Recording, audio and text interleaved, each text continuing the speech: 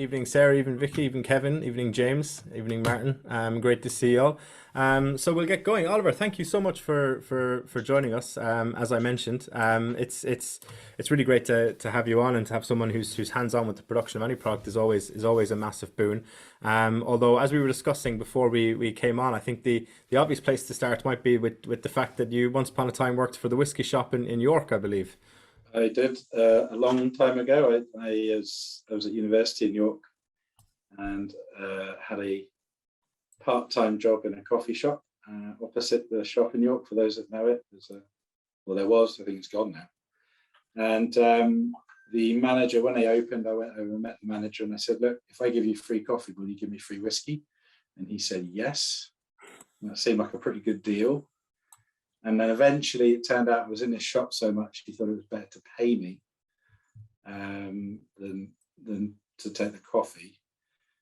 We still got the free coffee for quite a while, to be fair. And yeah, I was there for, I guess it was about 3 years in total, 3 years, before I ran off to another retailer, and then another retailer, and did my stints flogging whiskey. That was actually funny. Whiskey shop comes up a lot in conversations, but particularly when you look at price and whiskies. When I started whiskey shop, we were struggling to sell Port Ellen at 60, 70 pounds a bottle. So people would walk in and be like, "Would you like to try this?" And they go, "No, that's horrible and it's too expensive." Now I look at it and I think you're all nuts. But hey ho. It's only been 20 years thereabouts. Yeah, just under. So you're saying you're a trailblazer in terms No, I of definitely wouldn't say Port that. Ellen. I was even when I was at university, I was borderline on being about 55 years old.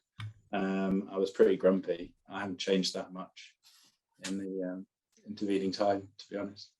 Well, I mean, I think it would be interesting to hear more about how you go from there and a couple of other jobs in retail into blending. But maybe as we go, before we come on to that, it might be good to kind of go through the lineup and maybe start on the first whiskey if you want. Yeah, absolutely. So we're going to do the Elements of Islay set first. We're going to start with cask edit.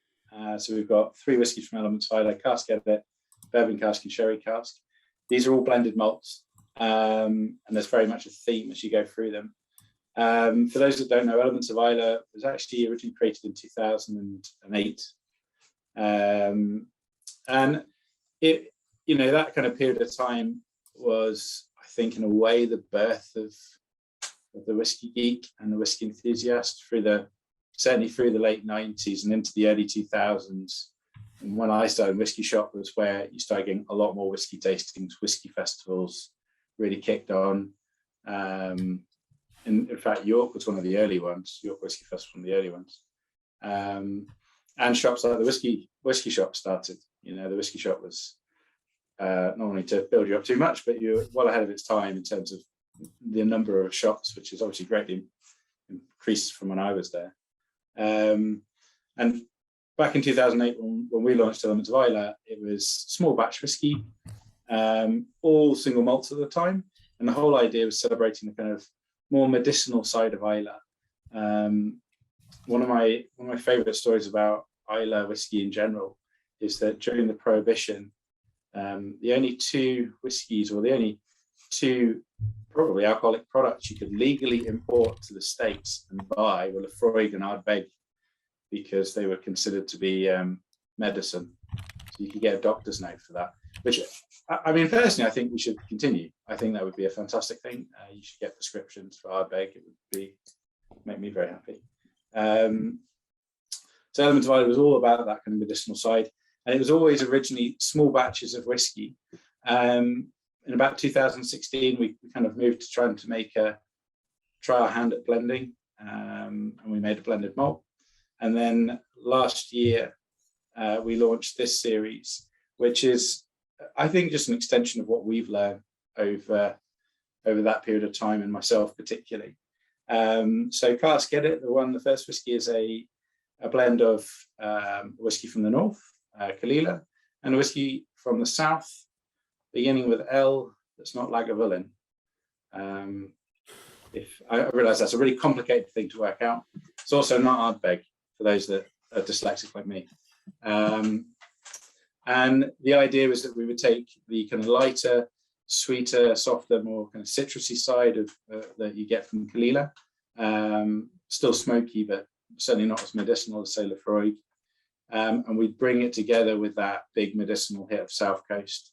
And then we've taken, in the case of the first one, it's 4 different cask types. So we've got, all the Caol Ila was matured in refill American oak. The Lefroy is a mixture of first fill bourbon, first fill sherry butts, and first fill sherry hogsheads. There you go. That was lots of information. Luke, you're gonna have to stop me. I talk far too much. No, this is all good stuff. It's got an interesting nose. It's almost like a smoked butter or something. Yeah, I mean, I would definitely say smoked butter is actually quite good. There's one of the things I've got a tremendous nose, me. You see this. Well, after this, we can talk about your future career when you end blending. Well, I mean, if you started in the whiskey shop and ended up a blender, you never know. Like, you know, there's hope for it. I'm not going to take that as if you managed it. Anyone can. That's what I heard. So in terms of the flavor profile, the kind of butteriness, that richness actually comes from the barrels. It comes from the bourbon barrels. So in this, we've only used unrinsed Buffalo Trace barrels, which just basically means that they ship them wet, so they've still got bourbon in them, and frankly we fill them wet, so you get this lovely kind of richness and the vanilla running through it, and then you get this lovely kind of banana note, which is actually quite common in Lefroy. It's more of a spirit character than anything else. It's like foam bananas. You've given away the L that wasn't Lagavulin there. Yeah, I know. Well, I only play on that at the start. I can tell you anyway. It's just more fun. No, I know. It just kind of ruins the mystique, like, you know. Yeah, absolutely. The sherry element is quite small in this. It's not huge. I think it's about 25%. I did actually, because Mr. Maven, who's somewhere on this call, told me off, and he was like, "You didn't even look at your recipes before you came on." So I thought this time I'd just get them on the screen. So yeah, it's about, sherry totals is less than 20% of the recipes. It's not huge, but it is there. And we use the sherry butts to give you a little kind of ginger spice thing, and then the hogsheads give you a bit of bitterness, like dark chocolate. And the idea is that will create kind of length. So hopefully when you taste it, it kind of lingers on your palate a bit longer. No, there definitely is a good finish. We got some cracking tasting notes coming in there. Martin says smoked cherry strudel on the nose. Craig says a good hint of spice. And Paul has asked about the kind of ages, the rough ages of casks. He says it's incredibly smooth if it's a young whiskey. So the youngest whiskey would be the Caol Ila, which is normally 7 or 8, sometimes 9. I say sometimes because obviously the blend kind of changes a little bit with each time we produce it. You go up and down a bit. The Lefroys are quite a bit older, so the youngest casks were 2011. It's obviously got last year, so they're kind of 10, 11 years old, going up to 12. So, you know, this one has probably the largest young component, being about 7 or 8 years old. But it's not old by any stretch, but it's, I think, quite mature. If that makes sense. Yeah, well, I mean, for the modern industry, 7 or 8 is ancient, you know, especially in Irish whiskey, you know. But also it helps. I mean, Caol Ila you can drink off the still. It really, maturing is just a bit of a waste of time. It's such a good new make. But rules are rules. So, anyway.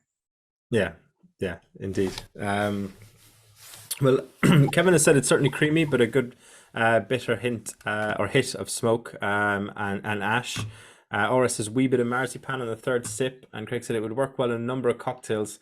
It would stand up to other flavors. Oliver, would you be horrified at the thought of it going into a cocktail, or no? I mean, that was the original brief, to be honest. It was funny when we put this together. So this replaced our old blend of malt peat. Nobody was particularly eager to change the liquid apart from me. I wanted to make the liquid bigger and fruity, and one of the reasons was we talked a lot about mixing and mixed drinks. And I find sweeter things work better or are more mixable. You also don't have to add as much sugar to your drink, which is probably a good thing. So I was using the barrels particularly for that. But then I'm always aware that essentially I want something just to sit and drink. So if it's not, it's very well making something that you could mix with, but you have to make it so you can drink it on its own too. So I hope we've managed that. Yeah, well, I suppose that's the kind of the sweet spot is getting something that's drinkable and yet at a price point where people are not afraid to mix it. So yeah, be interesting to see if everyone thinks you've hit that on the chat. I mean, I think you're definitely there or thereabouts, let's say. James says very much toasted fruit, bagel on the palate there, light burnt spiced toffee, lovely. But they're thereabouts. I mean, it's very drinkable whiskey, Oliver. I was not saying it wasn't, but I don't know if £45 is what this is at. Now, obviously, everyone here on the recording is going to get a 15% discount with the code that we're going to give out at the end. So, but I mean, I my rule of thumb is kind of 30 for something that I'm mixing in my cocktails, like, you know. Although maybe I need to adjust that with the cost of living crisis nowadays. Yeah, well, definitely is that. Yeah, I mean, I base it on gins, and gin is now 45 quid. I feel like whiskey should definitely be 45 quid, but that's probably the wrong way of looking at it. I mean, you used to be able to get some, like, I'm a big traditional kind of bourbon, like an actual bourbon in a whiskey sour kind of thing. I think not all, there's obviously exceptions, but majority of Scottish or Irish whiskey gets a bit lost in there, the kind of complexities, whereas obviously the tannins and the kind of real punchy nature of some of the bourbons comes through better in the cocktail. And yeah, you used to be able to pick up some phenomenal bourbons, including one of the ones that's behind you there, for around 30 quid, which are you probably struggle to do nowadays. Yeah, probably not. That's a lovely little bourbon, Knob Creek. Yeah, it's a single barrel for a lovely shop in Kentucky. Yeah, well, I'm a big fan of like, well, Knob Creek's very good, but also the Buffalo Trace you mentioned is a great one for cocktails and for sipping. So yeah. Well, the barrels are quite good. I mean, the main thing for me, obviously, although I like bourbon, it's a good drink. My only time going to Kentucky really is work. I go to look at wood. It's very boring. You're just staring at bits of wood. But the thing that's really changed over the last 10, 15 years has been the processing of bourbon in Kentucky. So they started with JD. They basically discovered that if you pumped water into your wood and sucked it out, you managed to capture a little bit of alcohol, and you could reprocess that. So this is really boring. I find it fascinating. No, I don't think so. Well, let's stick with it. But it's we'll see if the numbers drop off the call. They suck out a little bit of alcohol, and then what they do is they reprocess that. And I say little, you're talking like 0.2%, so it's minuscule. But if you're making millions of gallons of bourbon, it's worth it, right? The problem is when they do that, they leave the barrel dry. So when we receive it, it acts more like a second fill than a first fill. So there's only two companies I know, two big companies, heritage brands, who don't do it. And that's because they don't have the equipment. And one's Buffalo Trace and the other's Heaven Hill. So if you see whiskey matured in specifically Buffalo Trace or Heaven Hill, and you sometimes get that on labels, if you like those slightly sweeter flavors, they're worth looking out for, because the barrels just behave better. It's not, I mean, we use a bit of JD, you just know that it'll take longer to mature. So it's kind of, if that makes sense. No, that's very often. That's the kind of real, behind the curtain stuff that people come to W Club tastings for. So brilliant. Martin said it's got the medical smokiness of distillery beginning with L, but less in your face than a single malt from that distillery. James says very much toasted fruit bagel on the palate there. I think we said that one actually. The smoke on the palate is very subtle for me. Very nice dram. Great start to the evening. Really good. VFM at that price, value for money. I'm hoping that's what he means in kids lingo there, Clifford. Mike says, put me in the mood for an Easter bun now. As then Inverness had hot cross buns since Hogmanay. I mean, that's sacrilege. Just like the Cadbury's cream eggs being available all year round. I mean, I don't know if you have strong opinions on that, Oliver, but I think it's a crime. No, that's brilliant, and that was a great insight. I think maybe speaking of bourbon casks, was the next one on the list the bourbon cask? Yeah, indeed. So when we decided to kind of redo our range of blended malts, we'd been messing around bottling single casks essentially. So where we'd taken our blend and racked it into casks for a few years and then sold it out. The first one was sherry. We did that for France, and we did it for a few other countries. And then Canada being Canada, said, could we do something different? And I had all this blended malt in Buffalo Trace barrels, and I said, well, I could do you peat and bourbon. And it went down so well, we thought we should probably just make this a permanent thing. We should make this a permanent bottling. All three of these, and so you'll hear me say this again, they're all a mixture of the same distillates, right? So the same spirit in each one. I mean, that's the two characters you're going to find. To some degree, you will always get there'll be a sense of citrus, a lightness, which is coming from Kalila, and then that medicinal hit, which is coming from Lefroy.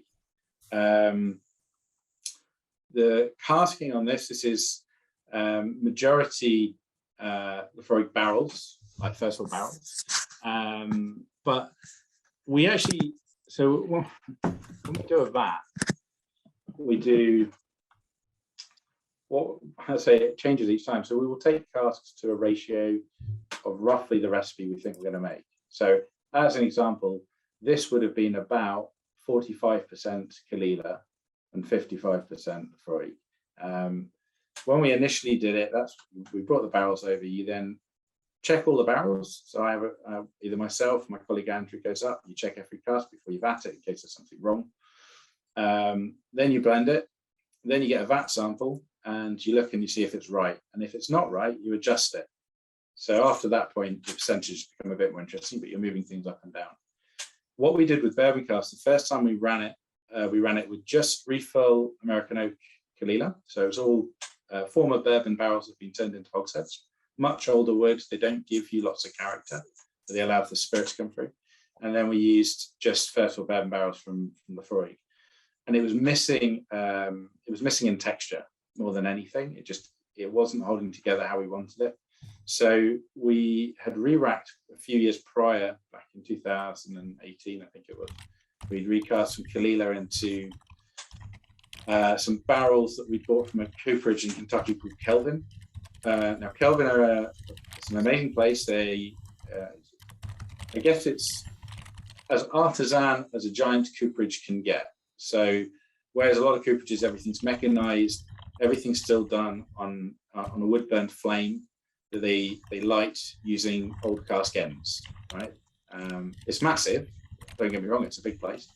They also toast all their barrels before they char them. So the majority of barrels that you buy from the States, they are charred, and that is basically a big naked flame for, say, 10 seconds, very fast. And you can see the char in the middle of the cask. That's the black bit on the barrels. If you pull a sample from a cask, you quite often get lots of char in it. What they do is they toast them first. They use a lighter flame first, and they toast that for minutes. And all you're doing is exactly the same as putting toast in your toaster. As opposed to putting under a really hot heat and turning it black really quickly, you are slowly turning it golden brown. And what that does is it caramelizes some of the sugars in the wood. It opens up the pores of the wood, and it makes for a much better interaction into the wood for the spirit. So you end up with a much softer character spirit. And the best way I can explain that to you is if you think of, say, the difference between Michter's as a bourbon and something like Buffalo Trace. They're both good bourbons, but if you honestly pick up a bottle of Michter's and try it against Buffalo Trace, it's much softer, it's much rounder, it's much thicker. And it's simply because they only buy toasted and charred barrels. It costs a lot more to do, but you get a better interaction. And you probably get a better interaction quicker.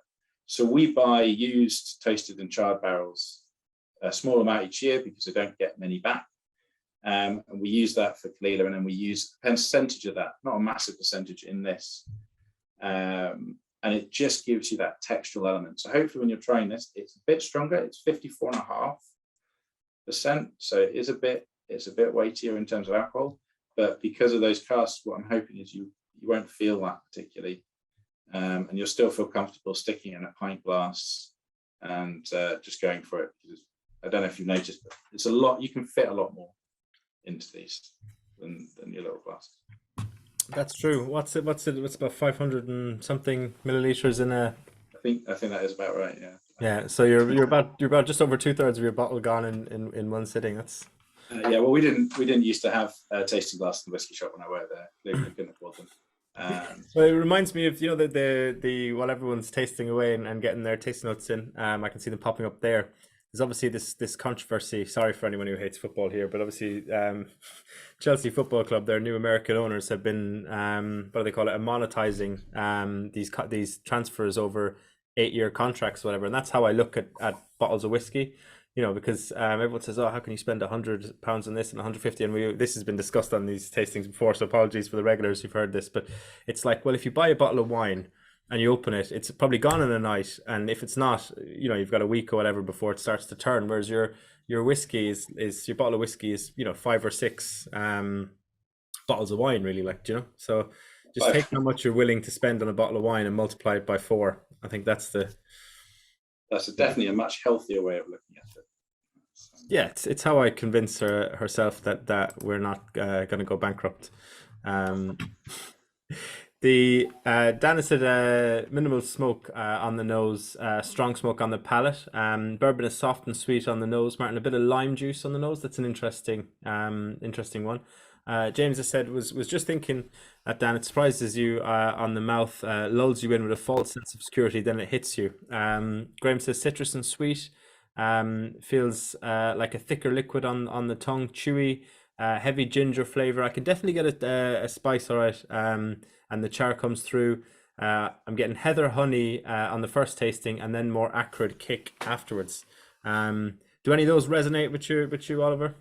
Very much so. I think the lime's an interesting one for me. That's kind of a classic Kalila note. You'll quite often pick up citrus even off the spirit. It's really zesty. So for me, that's probably more a spirit character. And then, the creaminess, as I say, for me, that's the wood behaving itself. Ginger's a funny one. So I associate ginger normally with sherry, but I have been finding in some barrels I get a spice that I think is sometimes, for me, it's more of a nutmeggy cinnamon spice, like cinnamon buns.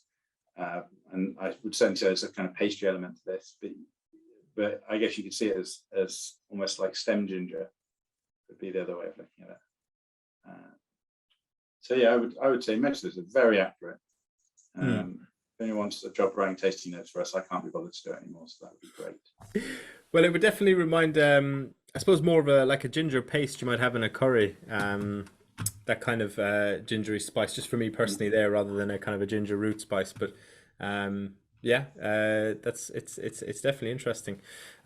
Just going back to what we were discussing at the very, very start about the kind of the start of Elements of Islay and your involvement in that. How do you go, just you personally, the kind of training and journey you go on into that kind of to blending a whiskey? If you don't mind going more into that, Oliver. Well, so I obviously worked in retail for quite a long time.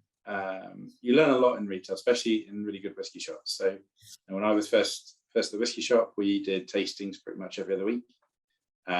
We did that so we could open as many bottles as possible. We did that so we could learn. And then the same kind of through opens, and then certainly at Whisky Exchange. So I worked at Whisky Exchange for quite a few years in their first shop in Vinopolis. And then I moved over to running events around the whiskey show for a few years and other things. We were quite a small company back then. We only had about 30 people in the whole business, which meant you did a lot of your job title was never particularly fixed, is probably the way to put it. And so because I ended up running whiskey show, we used to select casks every year for bottling for that.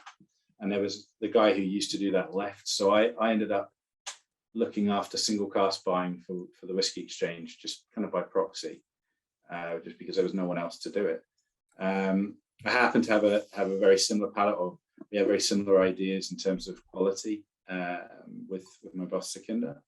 And he had a very small business. It was very much a hobby, where he would bottle whiskey and he'd sell it to about 10 customers overseas, like 10 countries.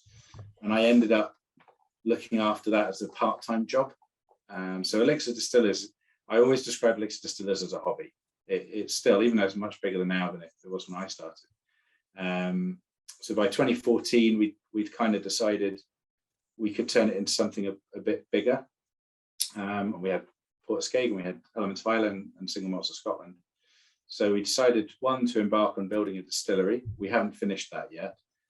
We have now completed groundworks, and it will be a building by the end of this year. But it will have taken 10 years by the time we're actually making spirit, which is a bit disturbing. And then it became a bit of a game of learning. I've got no formal training, I don't claim to. My first proper blending experience was my wedding, where the good people at Compass Box, who I met through Whisky Shop. I met Chris Maven, who's actually on this call, when he was at Whisky Shop. Their office was up next to my flat, and they offered to make a whiskey for me. So I used to sit with their blender, Greg, and blend in the office, or he would drop samples into my house. Because that's kind of what the industry is. Like, it's a very friendly place. It's very easy to learn. You just ask. If you ask it, even your deepest, darkest competitor, you ask them a question, they'll give you a straight answer. And you tend to. So all I ever did was just went and asked people, how do you do this, or how's this made, or why? And you just tend to get help from everywhere.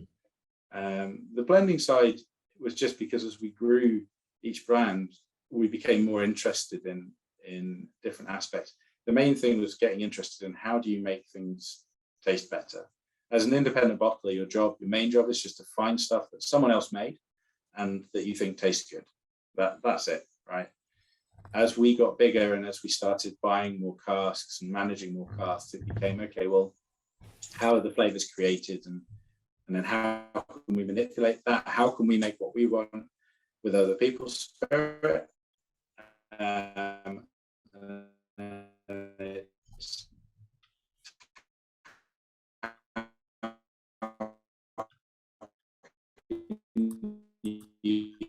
You use blending as a tool to get what we like, and then we hope everyone follows us and goes, yeah, you're right, that's quite nice. And today, we just purchased Tormore Distillery, so we're now officially a distiller, and we're now on the next part of that journey where we figure out spirit character. And a lot of my job for the last 5 years has been research into spirit character and how spirit characters are created, and then how you manipulate that, or how you work with that to make it a drink in 5, 6, 10, 15, 20 years time.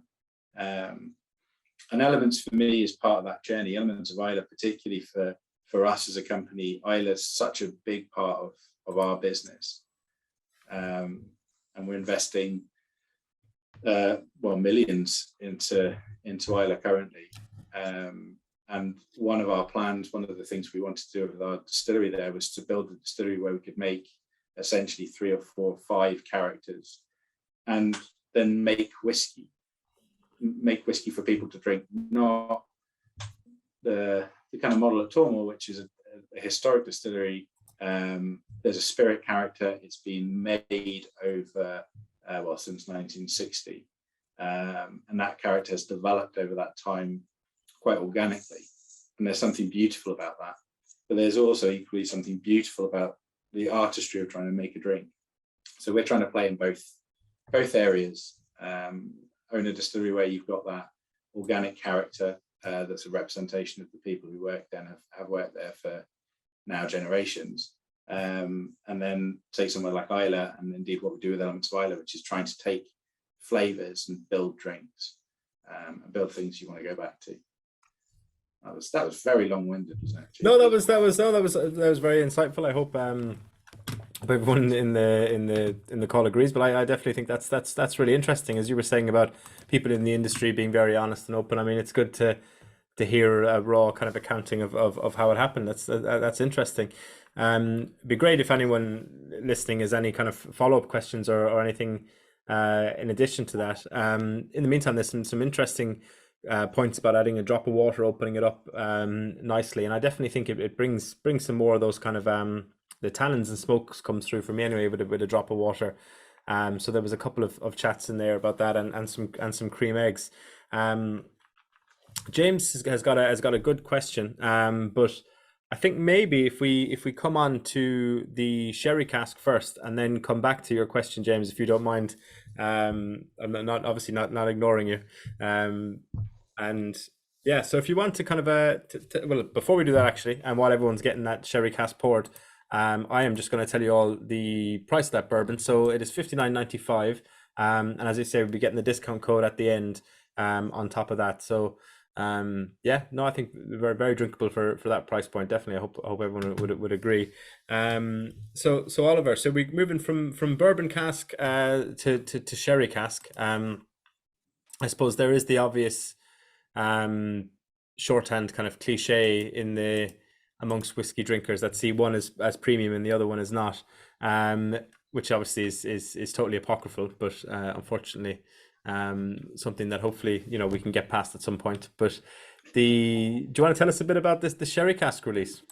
Yeah, so again, same makes, Laphroaig and Caol Ila. This is significantly higher proportion of Laphroaig. So this started life as a small project for La Maison de Whisky in France, and then kind of grew legs and arms and wings. All of the Laphroaig we'd recast when it was quite young into Oloroso sherry butts and Oloroso sherry hogsheads. And then the Caol Ila actually in this is all full maturation, but it's full maturation and refill sherry. When we'd done our first bottling, it was significantly heavier, and I've kind of toned it down over time. And the reason for that is just my personal preference. So I kind of lean into softer flavors. Big sherry bombs are not my thing.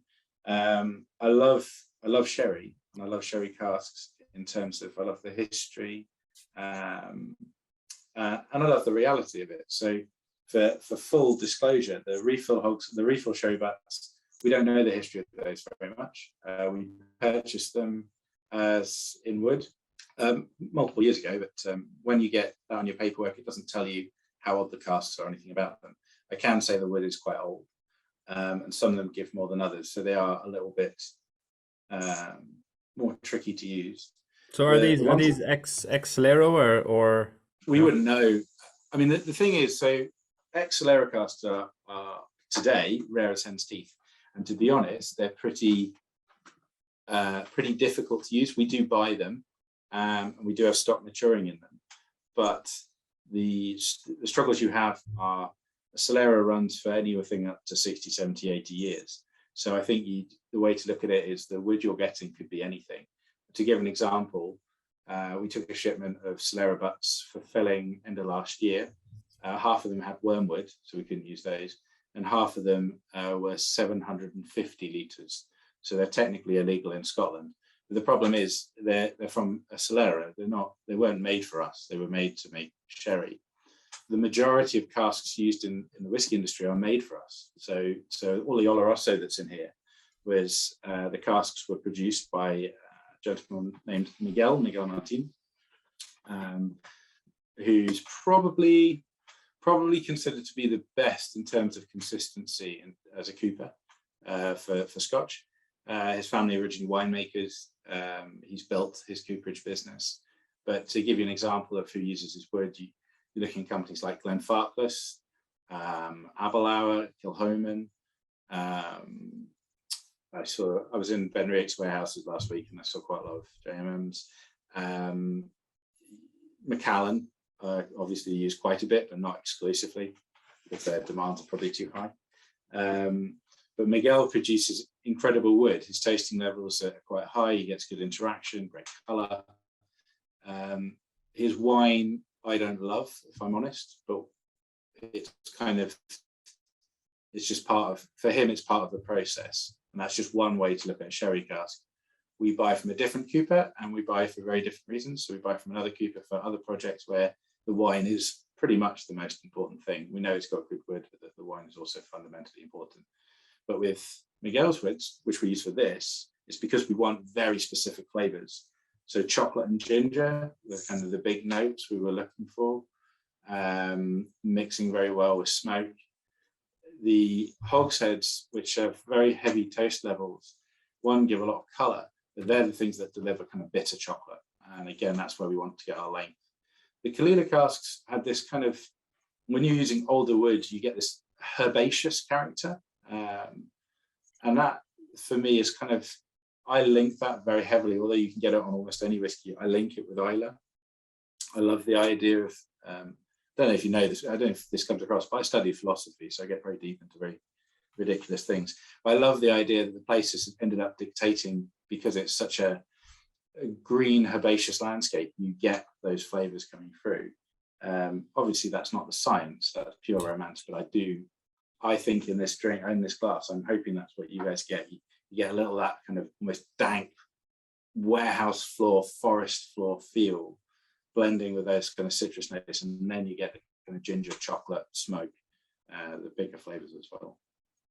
No, it's an interesting one. It's the thing with philosophy, it's a thought experiment until it hits reality. And yeah, I suppose so. That's where the science with the poetry kind of collide. We got some interesting. Paul Wright said more Lefroy on this one. It's less question mark. It's much less smoky than the other. Very caramelly to me. Nice. Martin says this is very nice Lefroy on the nose, but on the palate beautifully smooth, floral, gentle smoke, dark chocolate, a nice spiciness. Just a touch of saltiness perhaps. And Nicholas says saltiness indeed. Rich dark fruit and chocolate. Nutmeg. Rich oily mouthfeel. And Graham says not getting so much Lefroy on the palate, but then chocolate and citrus. Kevin says good flavor, more complex. So yeah, there's some really interesting. Definitely, it's the obvious thing to state because of the kind of cask types we've moved through to, but you do get all those kind of spice, caramel, sherry, chocolatey kind of fruity notes that are coming through. We'll come on to James's previous question now because that's also about wood. But before we do, what's your favorite type of sherry, Oliver? Not for maturing whiskey. You're talking producer or style, or I mean, as in, if you like in terms of style rather than producer. So I lean into drier styles. I'm quite happy with finos and calicados and very well made olorosos. There's a fantastic producer who I have been shoving down everyone's throat in the office because I got a few bottles sent to me from Spain called Fernandez Gao, and they produce it's very traditional in terms of oloroso. It's dry, it's nutty, it's almondy, but it's got this beautiful like umami mushroom bone note, which I think the best sherry should have, because it's that dryness that cuts through meat, right? So sherry is a wine, it should be drunk as a table wine with lots of fatty meat, basically. That is the dream. So I would tend to lean into the slightly drier sherries rather than the Pedro Jimenez and anything richer. We've been doing quite a lot of work recently with wines from Montilla, which it's funny, Montilla wines are really not looked at all, but essentially it's the same style of production, with the big difference that the majority use Pedro Jimenez grapes, so even their olorosos and finos are Pedro Jimenez. So you get a different textural experience, and it comes through in the whiskey. So the wines are richer, but still dry. So quite fascinating if you're into that kind of thing. If you're sad enough to go and look online and search these things out. Great producer, organic producer called Robles. Highly recommend them. From Montilla.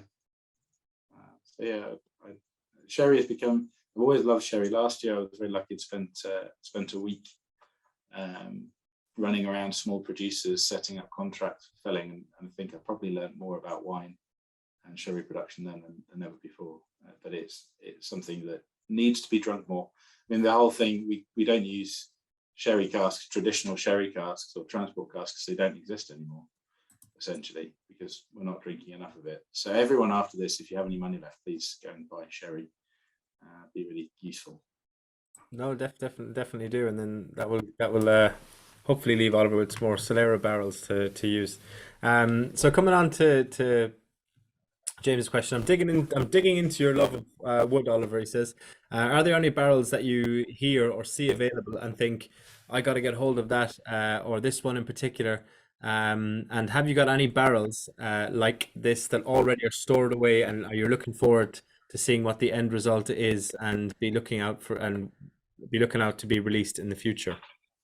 The way the market works outside of sherry, where there's opportunities to work directly with bodegas, the way the market works in the States is largely it's managed by brokers, right? So you have to bear in mind that the majority of what you get offered is bulk heritage brands. So your Jack Daniels, your Buffalo Trace, your Heaven Hills, your Beams, and obviously the biggest brands like Beam have the most leftover casks.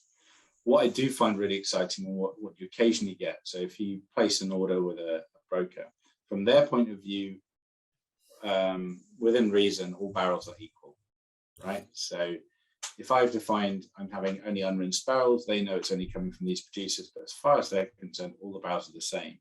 But if I take Buffalo Trace as an example, we got a shipment in the last year that you fill into, and I rocked up at the warehouse to check them when they turned up, and they were all, I think half of them were Weller. And those are the kind of things as a whiskey enthusiast, you go, now that's interesting. I'm now looking at, wheated bourbons as opposed to more rye heavy bourbons, and you start looking at the cask end, because that becomes, you then want to trace it, right? You want to try and track that. Nobody really has the technology at the moment or the computer science to do it. So if there's any IT experts in there who want to help us figure that out, we do it on going and checking each barrel as we empty it and see what the end says. But those are the kind of things I find fascinating. To the same extent, I really love old wood. So sometimes you randomly find casks, and the best example I can give, when we were buying, or we still do, we buy mature Kalila, we buy new fill, and we also buy mature. When you buy mature spirit from a distiller, quite often the most information you'll get is how many times the cask has been filled, and more often than not, you don't get that. It'll just have a size, so it'll say like hogshead, refill hogshead, and you know nothing about the history of that cask. We were emptying some casks for Port Askaig a few years back, and as I was going down the line checking them, we came across two that were slightly bigger than all the others, so just slightly longer, looked a bit odd. So we pulled them out, scraped the paint back, and given that everything else here was American oak, these two, they looked like American oak, and the size was slightly off. But basically, when we got the paint off, it said Gonzalez and Bias, very clearly and, which means they're not modern. So they were old sherry, I guess we would call them hogsheads. They held about 275 litres, not 250. And when I did some digging, I went and spoke to one of the old blenders from Diageo, who's a friend of mine, and I said, do you remember these? And he goes, oh yeah, we bought them on the cheap because we needed some wood, and Gonzalez and Bias were breaking a Solera, and they had these casks on the top of their Solera that was smaller because the Solera had got too big, and they decided to put smaller casks on top, and they called them half butts. So they're not called hogsheads at all. And when I said, well, what do you remember about them? He said, I remember they were really annoying to move across the yard because they were slightly too big. So you get very used to how you turn the cask, and then this thing comes along that's slightly different size. So from a big company point of view, it's just refill wood, right? It's just wood. But when you're dealing in such small quantities like we do, when a blend for us is 50 casks max, 50, 60 casks, that's kind of our maximum size. So 2 casks is a big difference. That for us is really important, but for a Diageo or a Pernod, it's a small amount of what they're dealing in. That is not belittling what they do, right? I couldn't do what Sandy Hislop does. I couldn't do what Jim Beveridge did. But what it does mean is a small company, as a small business, I get to enjoy finding those oddities. And I'd say rather than looking to try and buy specific wood, it's more enjoying the fact that every now and again you get to find gems and then watch how they are different to everything else, and then celebrate it essentially.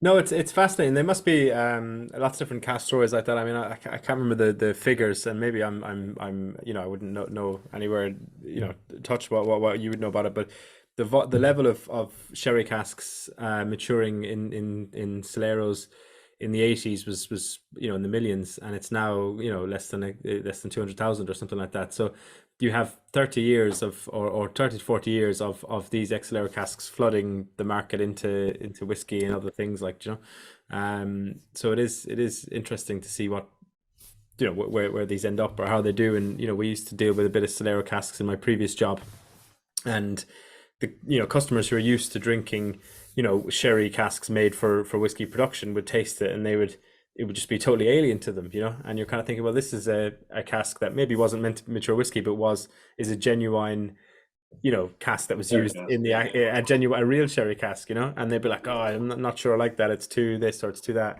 and you're kind of thinking, yeah, but that's because you're drinking something that's been kind of produced in a very different way, but called a sherry cask, and the whiskey it's probably in has probably got a load of caramel coloring in it or something. It's very I'm of the opinion. I think the relationship or the understanding of sherry casks, particularly, I mean bourbon casks less so, but sherry casks particularly, is massively confused historically.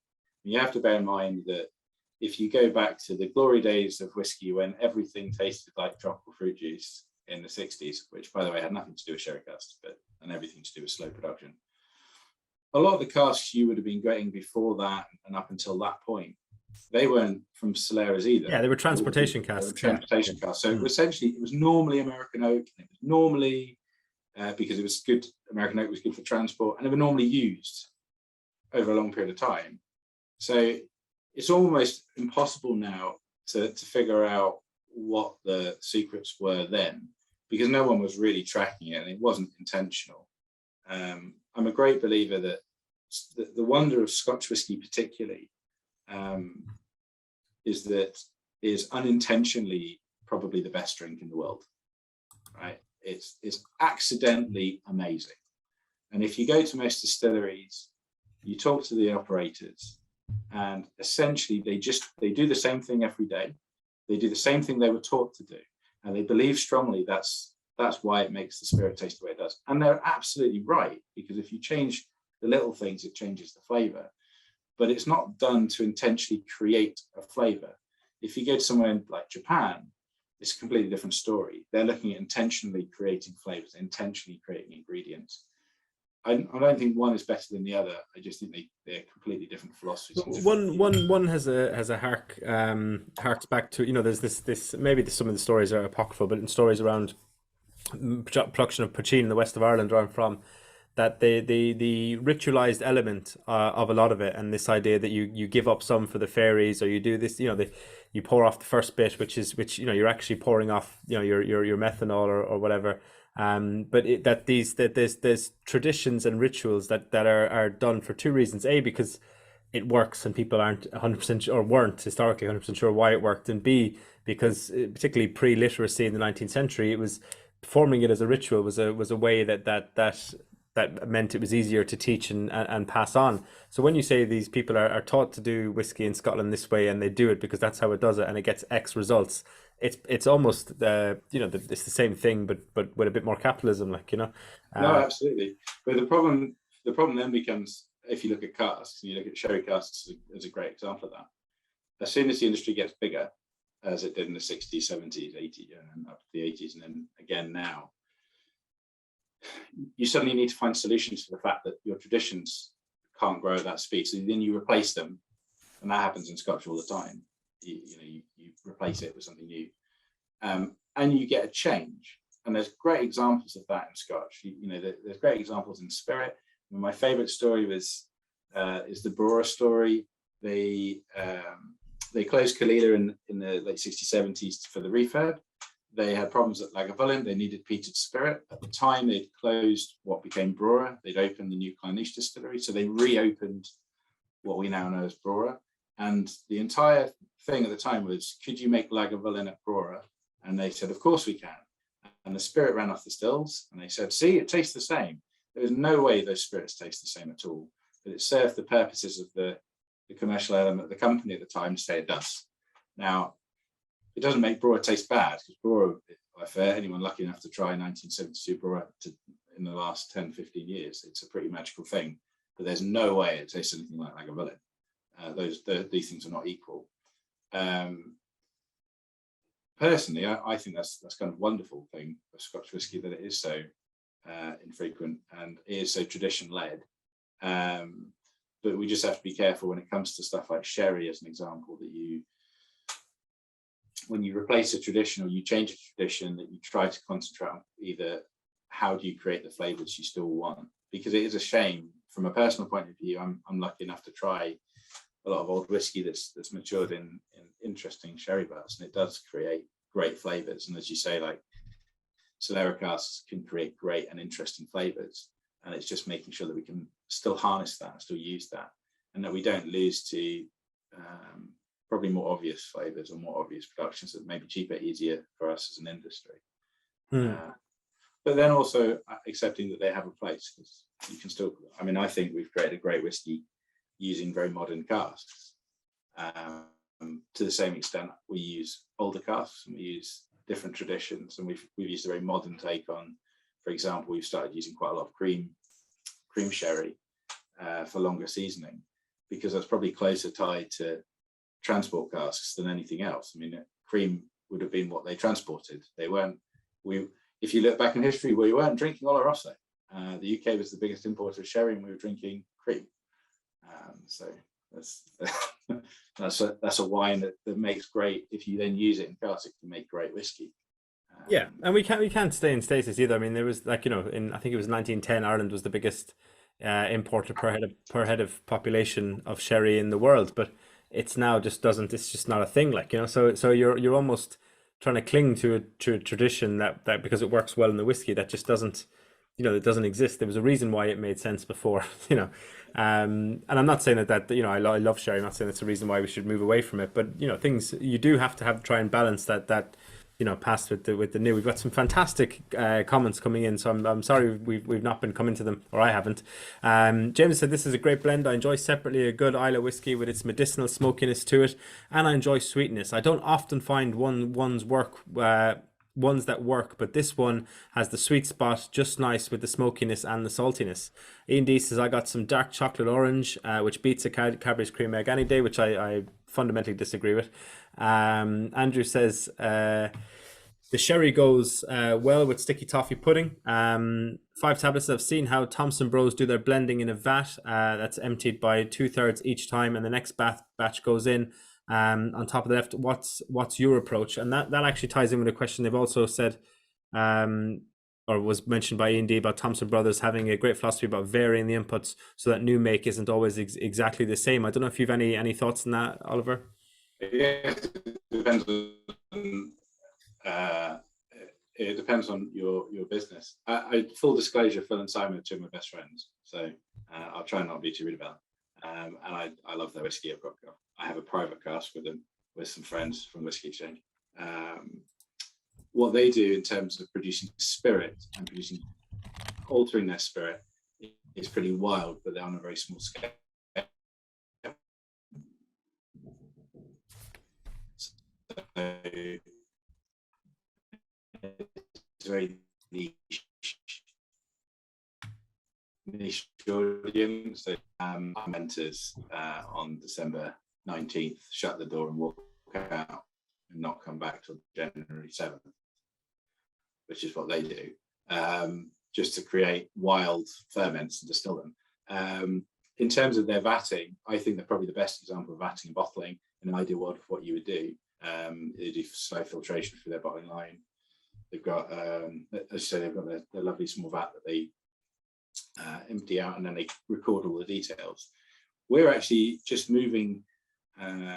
We're moving to new facilities, and that's actually one of the big questions in terms of vatting. At the moment, we work on a basis, on a batch by batch basis, so each batch is different. We celebrate it. We will talk about it. We'll explain why you have variants and why it changes, because we're small enough to be able to talk about that. I would argue the big companies do that too. They just don't talk about it. If you pick up a bottle of the 410 today, you pick it up 2 months from now, unless it's in the same rotation, it will be different. I almost guarantee it. I think the idea of having big continuous vats, like massive vats, which they do at Chivas, Glenlivet, something like that, is lovely. It's a great way of securing production. The other who loves squid is where you do one big blend a year and then you break that into lots of different casks. Lots of certain amount of consistency, but gives you still got maturation, you've got oxygen for blending, which is massively important. So in an ideal world, I'd do a mix of two things. But I guess it depends how much money you want to spend and the scale you're going to be at. For us right now, and where we're at right now, most of our blending outside of our rum stuff, we tend to bring casks together in a vat. We underfill the vat to leave us as much oxygen, and then we beg and borrow for time. We lie to the bottling halls about when the labels are going to turn up, so we can buy ourselves another 3-4 weeks, 5 weeks. This isn't being filmed, right? Because then you're going to tell them we do that. They're going to know why all our stuff's late. Well, you knew it was recorded, Oliver. You signed the disclosure. Yeah, but yeah, in terms of their process, I definitely think it's a wonderful, ideal process to do. And we're trying to do something similar in rum. In rum, we do an awful lot of intermediate blends, like small intermediate blends, where we'll bring like 20 casks of something together, create a blend. We'll put that back to wood, and then we'll use that as ingredients, which I quite like as a methodology. See that more like cooking, which I quite enjoy. So yeah, that's not really answered the question, is it? I mean, that's a lot of things. I like the idea of doing all these things. No, that's fantastic, and it's amazing how they've gone from being a travel agency to blenders. It's great stuff. There is some other fantastic questions going there. There was a question there. I'm just trying to find it. Was about or Craig has asked about the sherry you mentioned, which was about 15 minutes ago. The brand you said you're really enjoying. Fernandez Gout. I don't think they're in the UK yet. They probably should be. The Gao is spelled Gao. Gao. Marvelous. Easy to look up. You can definitely Steve has also said what percentage of Lefroy is in the sherry cask. You see, this is why I got that spreadsheet. Did you say 45% from the top of your head? Or was that the previous bourbon one? So for our overall recipe, which changes, Lefroy makes up about 77%, and of that, 73% of it's Oloroso sherry butts. So only 4% is hogsheads. I guess it'd be easier to say 75. Probably, let's just say 75. That's nice, more or less accurate. But as I say, it will go up and down each time. So not by huge amounts, but you'll be bringing spirit in, and then you'll adjust. Yeah, up and down each time. No, that makes sense. We've one more before we come on to the next whiskey, and that doesn't mean that the other questions we won't come to. It's just I'm kind of conscious of the time. But Rabba said, given the Elixir Distilleries is now 3 distilleries, does this open up options for blending? Well, we're not 3 yet. We're just the one today.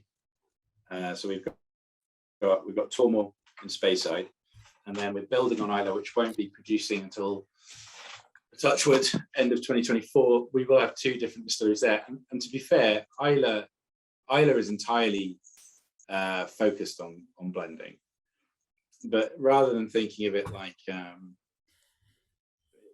you could make different distillates at the same distillery. You just change your process, right? So one of the dreams is to be able to make 5 different spirits or 6 different spirits, and then use those to blend with. Tormore, we will probably use it as a blending component in the future because we make a lot of spirit there, and it's a beautiful spirit. It's got this, it's like pear drops and nectarines. It's such a fruity, delicate thing, but it's we certainly see it as a more traditional distillery, even though it's relatively modern. It was only built in 1960, and mainly because, like, if you speak to a couple of the operators, one of them I was chatting to the other day, he's been there 31 years, and he can tell me why you keep certain windows open at certain times, and it was all based around, well, when we closed it all went wrong. So I kind of want, I think keeping those kind of traditions, or keeping that as a single malt, is quite important. But Islay will certainly be built and designed, as has been designed from a kit point of view, around flexibility of spirit, so we can blend. And that's mainly just so we can have a bit more fun, I think, more than anything. No, that's fantastic.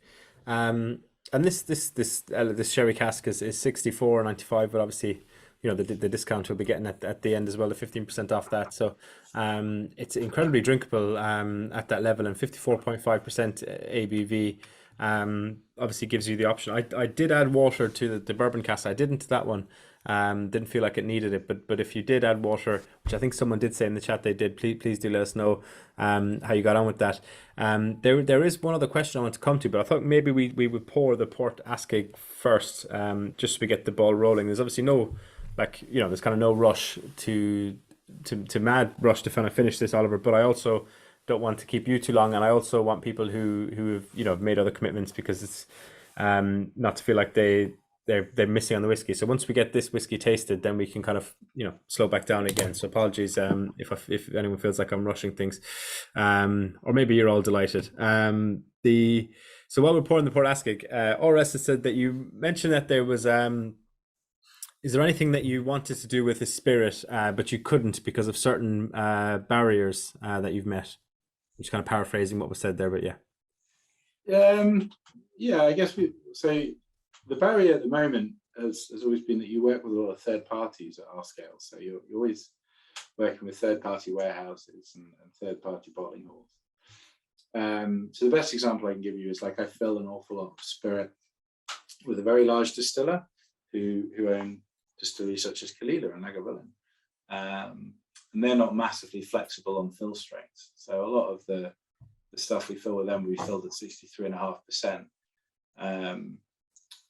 We do an awful lot of filling or recasking at lower strengths, and we do that because you get better interaction. So as an example, when we look at something like a re-rack on, if you've got something like the Freud and you've re-racked into sherry, quite often you'll lower the strength, and you do that because you pour that when you have more water in your whiskey, it reacts better with water solubles, so essentially sweet things, sugars, that kind of thing. Whereas when it's at a higher strength, you tend to extract tannins faster, and it can make the whiskey quite harsh. So in an ideal world, I'd love to have that option to fill at a mixture of strengths. We will hopefully have that by the end of this year, because we're putting filling store into Tormore. And it'll be one of the first things we start doing is probably recasking whiskies at lower strengths that we're not happy with. The industry largely works on the basis of what the company's situation is on that day, and it is a lot cheaper to fill at a higher strength because you need less wood. So, but it definitely changes your extraction rates, and in an ideal world, those lower strengths do give you softer, sweeter, easier drinking whiskies.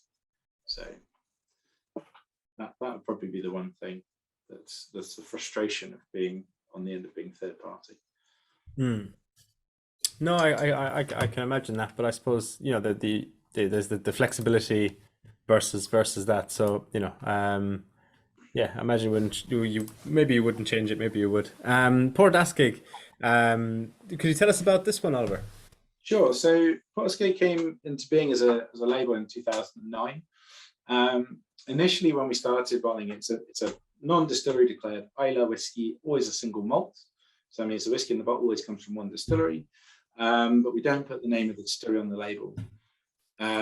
Initially, when we started, we were using majority, or pretty much all Kalila. We changed that in 2015, mainly because we ran out of aged, as in 15 to 21-year-old Kalila. We had some very old stuff and we had some very young stuff. Today, Port Askaig has kind of, 4 core expressions. So we've got 8-year-old, which is, that's all Kalila. It's 8-year-old Kalila, 8, 9 and 10-year-old Kalila all in refill wood, bottled at 45.8%. We've got 100 proof, which is a mixture of 7 to 10-year-old, essentially Kalila, refill wood, and that's obviously bottled at 57.1%, so 100 proof, imperial proof, for those that don't know. We then have a 45-year-old.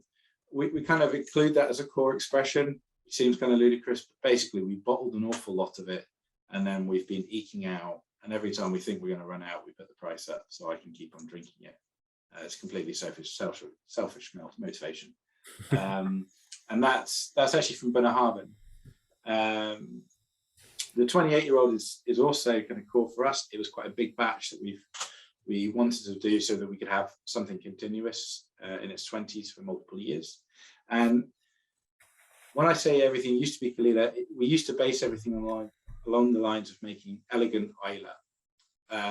Islay whiskey, I think, for a lot of people is viewed as Lefroy, as Lagavulin, as Ardbeg.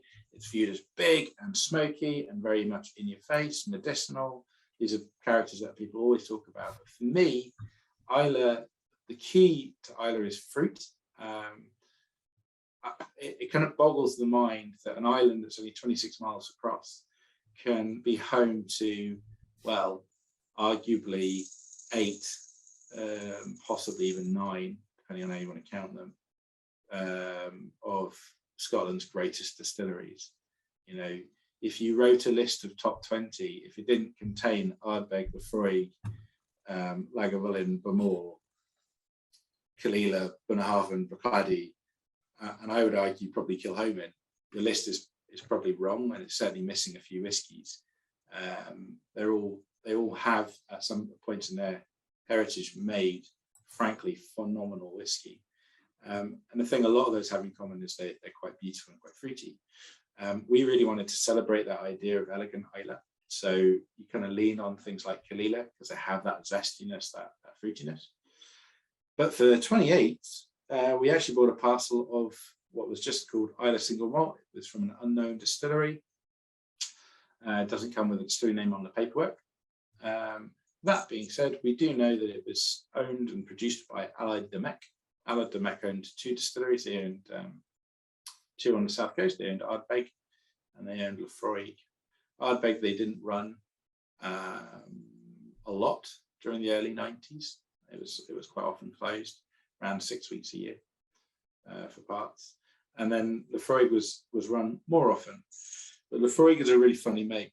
So when you're nosing this and you're trying to think to yourself what this might be, if you go to old Lefroy, so anything pre about 1999 and after probably 1988, you kind of go into a period where it was deeply fruity. It had this kind of lovely like overripe banana fruitiness to it. The reason for that was very simple. They were closed quite often 4 days a week and they were still fermenting. So all their ferments were massively long and they were running a lot slower as a distillery. So you had this very fruity, rich spirit. It is phenolic, it is peaty. It's like distinctly Islay peat, but it's softer. And it for me, it is definitely elegant. And so when we started trying the liquid, the thought was, does this fit with Port Askaig? And in my mind, I have a kind of flavor profile in mind for what I would call elegant Islay, and it has to be fruit driven. It has to be beautiful. It has to be the kind of thing you sit and you can feel time moving more slowly, and that is Islay for me. And so I'm hoping when you're trying this, those are all the things you're getting. I should also tell you that Lefroy from that period is probably among one of the best things I've ever tried. And when I say it's Lefroy, that's my personal opinion because I know it's from Allied Domecq. And I know it's not Ardbeg because it doesn't taste anything like Ardbeg, which is a very obvious flavor profile in my head, at least. No, it's a really phenomenal whiskey, and yeah, I could definitely see Lefroy. We're looking to try a few older Lefroys, and I could definitely maybe see some sort of DNA in that. I mean, it's a really interesting whiskey. We got some great feedback on there. But Clifford has said explosion of peach on the palate. Paula said fruity cherry on the nose. James said soft, sweet, floral, with a slight essence of peat, but only slight on the nose. The taste is so smooth. Initially, you expect a smoky afterburn, but it doesn't come. Instead, you get an almost fresh breathness, like after rinsing your mouth out after mouthwash, with a tannin/iodine finish, almost easy to drink. Scott says the 28, is as amazing as you might expect. So much character of Islay in it, in that it pretty much takes you there, and can imagine having a wee drink of this while watching the sun go down at Bowmore. Brings a wee tear almost. Need to go back there this year, I think. Correct. It reminds me of a good rum on the nose, hints of cane sugar. That's really interesting. And Rabbit said it's beautiful, just beautiful whiskies. Fruit flan, summer fruits, cherry on the nose, but then more apple cidery taste. So there's some really interesting taste notes there. I must say it's an extraordinary bit of whiskey. I mean, it reminds me a bit of what I think James said earlier, where he was like balancing that sweet and smokiness is difficult, but it kind of works here as well. Yeah, it's a good one, Oliver, I must say. Yeah, I mean, I obviously biased. I love this style. I bought this style from other people who bought similar stock. I just think it is such a beautifully expressive time of Islay. I don't know if Islay is different, partly because this might sound daft, because it's an island, they may be more separated from pressure. Certainly, traditionally they would be. So, you know, you look at the 60s Islay distillate, and they are all deeply fruity. They feel soft and kind of voluptuous, and they feel a lot. As I said, they feel slow. I think Islay whiskey at its very best is slow. It feels slow. It feels time passes slightly slower because you're drinking it. I hope that always remains the same for Islay. I'm not sure it will, but I hope, as a producer, as a region, if it can always produce these styles, it will still remain probably the best place for making whiskey in the world. Just because you get such a wonderful balance of flavors and a wonderful balance of character. No, certainly, definitely. Craig has asked how many bottles are produced of this. That's a good question. I think we did about 2,500 cases. I can't remember off the top of my head, but the idea at the time was we'd have enough to keep us going for quite a few years. And then we also bought, we have this as 27 and 30 and 31, and the idea is that we could always have something in that kind of age bracket of this kind of style available, which felt quite ludicrous at the time, and feels even more ridiculous now because there's just so little whiskey about. But we're lucky that we bought the stock and we just hold it and see what happens. Because it's 300 or 295 pounds on our website, but obviously everyone's going to be getting a discount on that, so that'll work out quite a healthy discount. But you just don't get a whiskey with that age statement Scotch anymore at a cheaper price point. Like, you know, it's so hard to find. So well, yeah, I mean, I guess this goes back to our heritage as retailers. So, you know, we were born out of a shop. We were born out of the Whisky Exchange, which in itself was born out of a corner shop in London called The Nest. And when Port Askaig originated in 2009, it was all about having a bottle on the shelf. Like it came out of that idea. There's room on our shelf for this style of whiskey, so we should put it on there. So it's quite important to us that we always try to have stuff that's, I mean, £300 is a lot of money, but affordable. Does that make sense? That's within a price bracket for what it is that you could pick up and drink.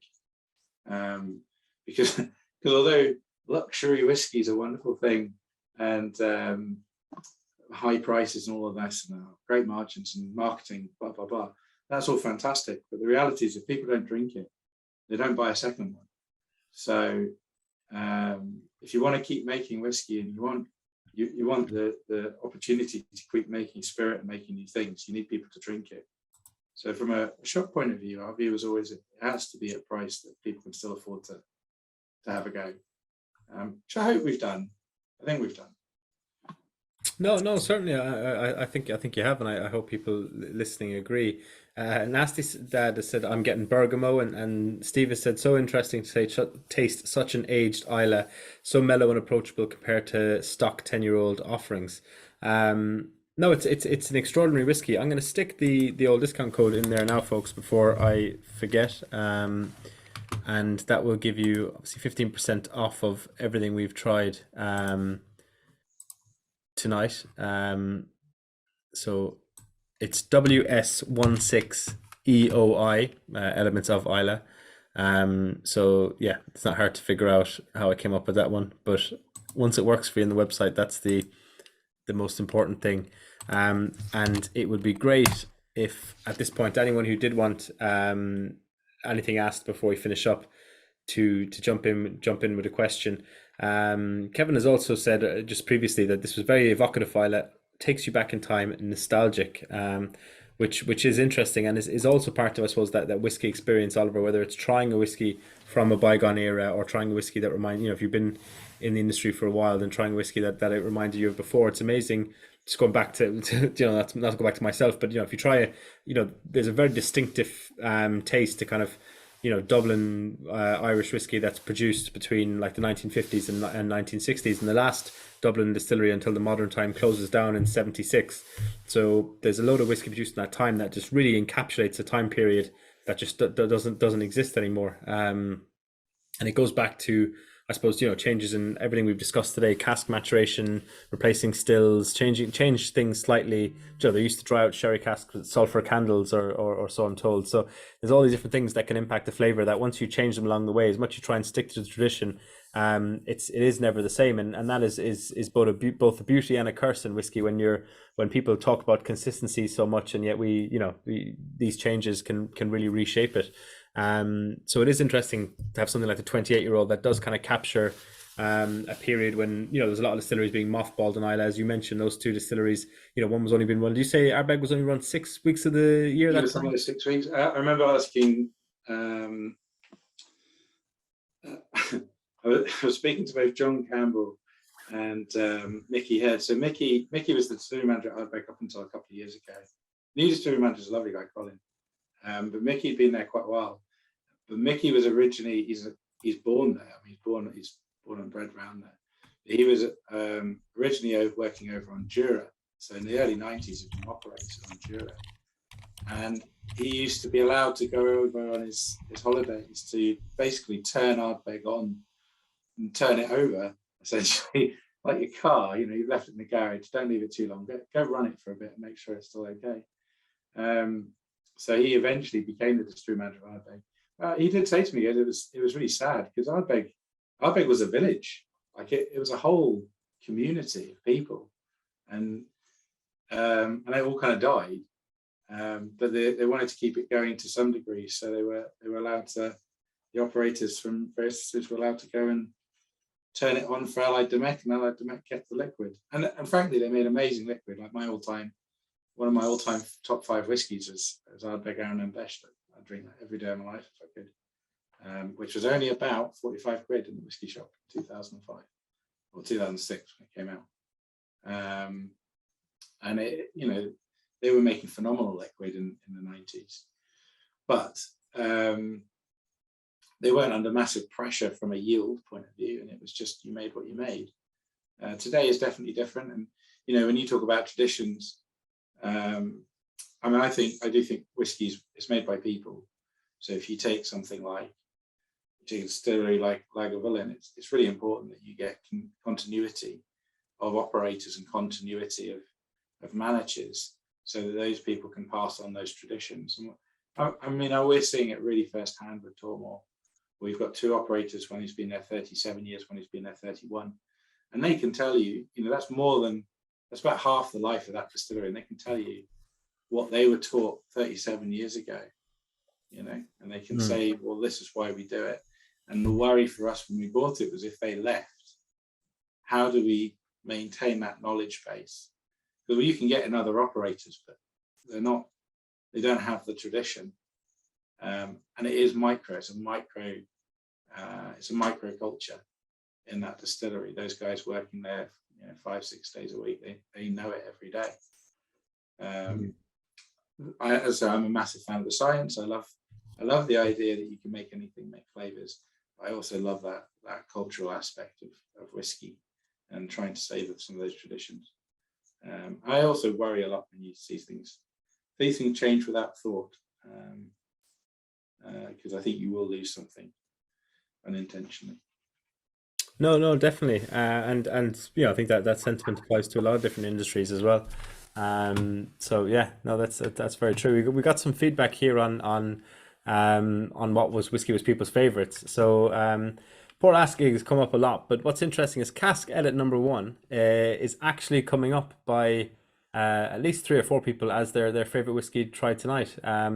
closely followed by the bourbon cask and then the sherry cask, I reckon. So just to don't want to, because what ends up happening is I end up reading out everyone's favorite, and then it's the most waste of everyone's time.